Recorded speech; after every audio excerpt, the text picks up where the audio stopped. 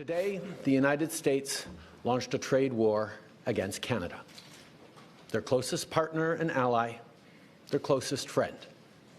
At the same time, they're talking about working positively with Russia, appeasing Vladimir Putin, a lying, murderous dictator. Make that make sense.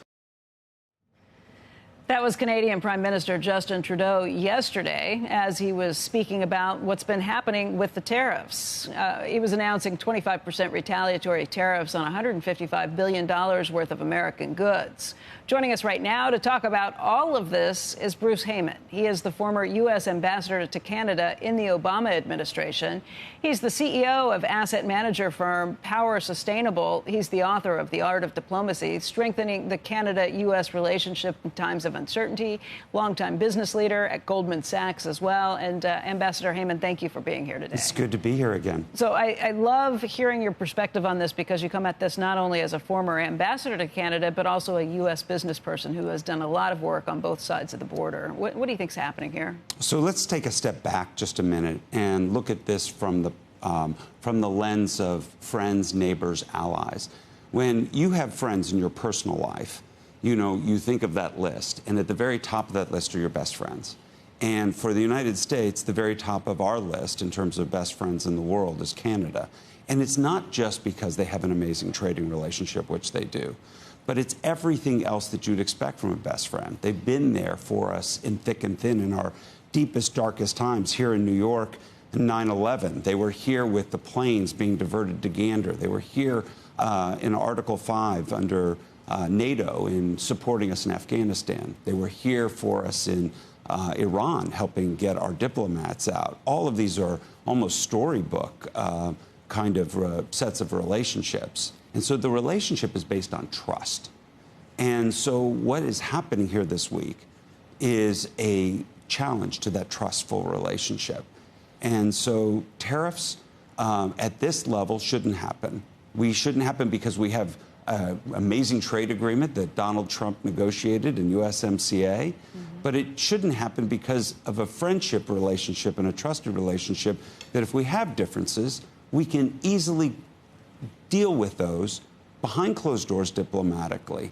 And that's what's not happening. And so as a result of that, this relationship is being challenged in a profound way. Is there a trade imbalance, first of all, if you strip out oil? And second of all, are there tariffs that they place on things like dairy and beef and other things that are not reciprocal?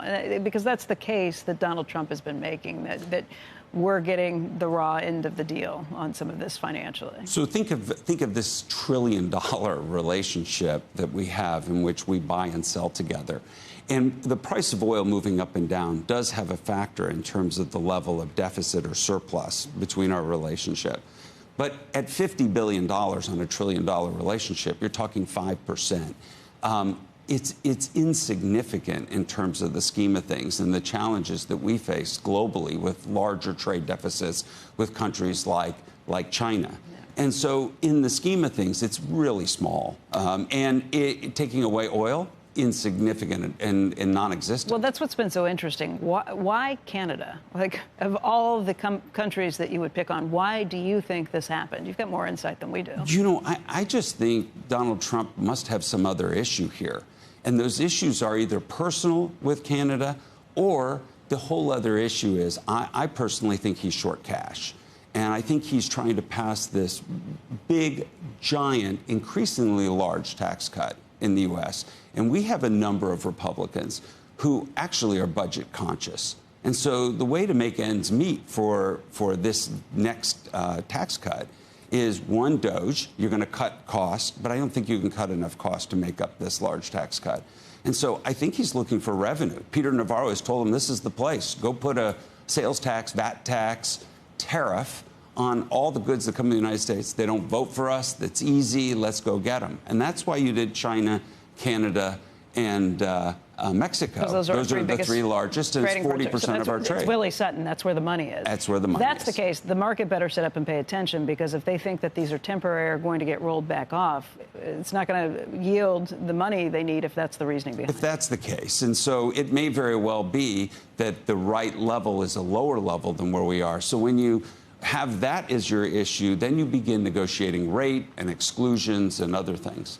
What's your sense of Canadians' willingness to kind of just go down this path and retaliate and deal with the hardship that might come along with that? Because it's been a pretty aggressive front from that side at this point. Look, they're hurt. Yeah. You know, you take your best friend and you violate that friendship. And they say you should be a 51st state. It's rough. You know, it's rough if you go to somebody and say, this is your spouse, I want your spouse. Like, this is your country. To do that is deeply offensive to the Canadians. And to slap tariffs on, uniformly across the country is also deeply offensive. And we shouldn't underestimate the impact that this is having on the average Canadian. And I would just say to the Canadian public, there are millions of Americans that value this relationship. 2/3 of our state, the #1 export market, is to Canada. We have tourism and trade and travel, and we do things together. We do sports together. And we value that relationship, tens of millions of Americans. And I know this is a difficult moment, and I hope we get through it quickly. They have an election coming up. It's interesting to see how President Trump has, in a strange way, perhaps helped the left in Canada. What do you see coming up in the elections? How will that affect their economic policy? Well, the polls have moved pretty dramatically once Prime Minister Trudeau said he was stepping back. And so we have a leadership race in the Liberal Party, which will take place this weekend on March 9th. And it looks a close race between Chrystia Freeland and Mark Carney.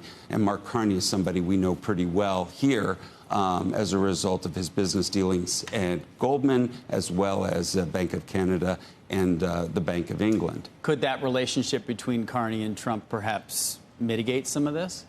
You know, it's altogether it possible. I know Mark, he's talented, and he'd be an exceptional person to sit down across the table from any number of people in Washington. That being said, if Donald Trump's short cash and he needs it for his tax cuts, then that's a whole different issue. It's just the retaliatory stuff they talk about. Ontario's Doug Ford, the premier there, saying that he would charge a surcharge on Canadian electricity exports to the 3 states that pick it up: Michigan, New York, Minnesota. I think there's 1.5 million Americans that get their power from there. And he said they would even consider cutting power off if things get ugly enough. So we'll see how this plays out.